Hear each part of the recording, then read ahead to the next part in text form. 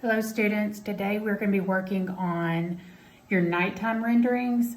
So I want to start off showing you this example. This is where you're going to be using your black paper, and we're going to be transferring a drawing onto your black paper and then using your color pencils just to pick up any area where you may have a reflection of light. So the majority of your rendering is going to be the black paper with nothing on it. So you can see here in this rendering, the outline of this building, and the majority of the building in the background is black, and that is just the paper color. So where you actually start to see color applied is here behind the building, where you can see like the city lights shining, the interior windows where the light is coming through, or here is where whatever these materials are, these lighting sources that are reflecting on the exterior. So the rendering you're actually going to be working on is this one. Let me make sure you can see that. Yep. Okay. That's the space on my desk. There we go. So you're going to be doing this image. And again, the majority of this is your black paper. So when you transfer this image onto your black paper, it's going to look similar to this, only it's really going to be just as light as it is over here on this side. It's not very dark when you do a transfer. And then if you need to go back and add some white, you can do that with your pencil. After that, you just want to apply the color of the lights and the reflection like onto the sidewalk or onto the people down here or the trees.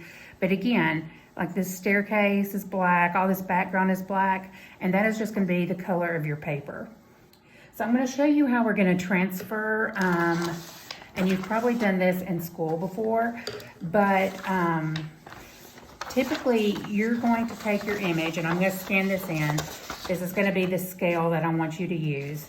So on the back of this image, and you can see that black outline, you're going to cover that with white or with a cream color. So I'm just going to use a white. I'm not going to cover all of this, but I'll go around like one of these people.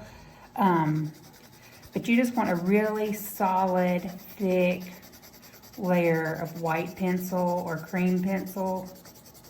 And again, you want to put a really thick layer, and I know you can't see it, but it's there.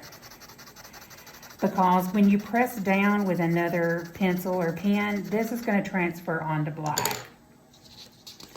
So I don't have any black paper, so I'm just going to use this area here.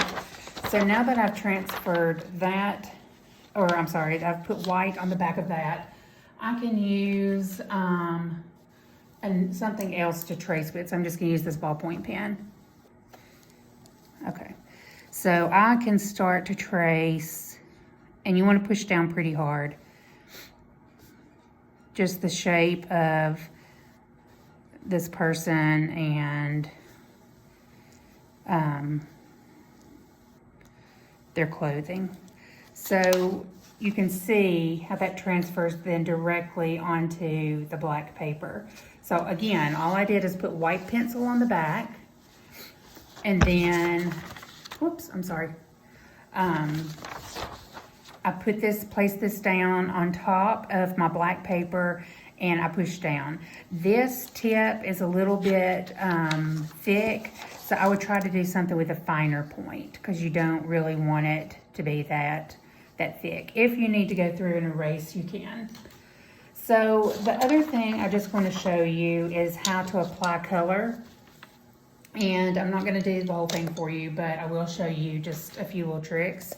If you've got a color, it is more than likely not going to show up on black, just because, you know, it dulls it down. So you can see there's kind of this orangey red, and here is this purple color, and it's just not very bold. But if you're trying to get a really bold color, you're going to need to put down white pencil first, and then you're going to need to apply your color on top. So see how much bolder that is? You can compare the two. You can actually see the color now. So anything of color, you're gonna put white down first, and then you're gonna put the color on top of that. If you have something that you need a straight line, but it doesn't need to look outlined, you can use your triangle and use the edge of it to help you create that straight edge without actually drawing, you know, a line so that it's something looks outlined. So this is a good way to use your tools to get a straight edge without giving it that outlined appearance. So if I wanted to fill in color around here, I might decide to put my triangle to the side and fill in just so I don't have that really, you know, harsh line. These dots that you're seeing on here that are extra bright on this neon sign and also on the trees, that can be accomplished with your gel pen. Remember, I asked you to pick up a gel pen. We're also going to use this in class next week. So at the very end, it would be the very, very, very last thing you do. You can get your gel pen and you can see how bright it is on the black paper. But anyway, you can go through and apply and get those really bright spots. And again, we'll be using this for our exercise in class next week. So what I want you to do, I'm going to scan you a color copy and then also a black and white copy. Your black and white copy is the scale that I want you to render. And you are going to transfer the image onto the black paper, and then you're going to apply the color so that hopefully it looks like this when you're finished. You don't have to do these exact colors if you don't have lots of oranges and reds and yellows. You can use some other color, or if it's easier for you to look at the image and use what they've done, that's fine too. So I will be sending that to you here shortly.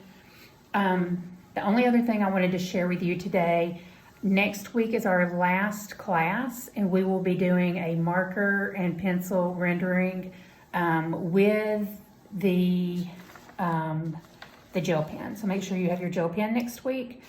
And then for finals, I will be assigning that next week, and you'll just need to turn it in during our final exam period on the 17th.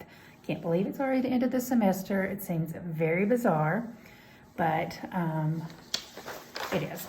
So I will go ahead and get this uploaded and send you your images. And if you have any questions, please give me a call or email me, or we can Zoom, or if you need more demonstrations, just let me know. Have a good afternoon. Bye.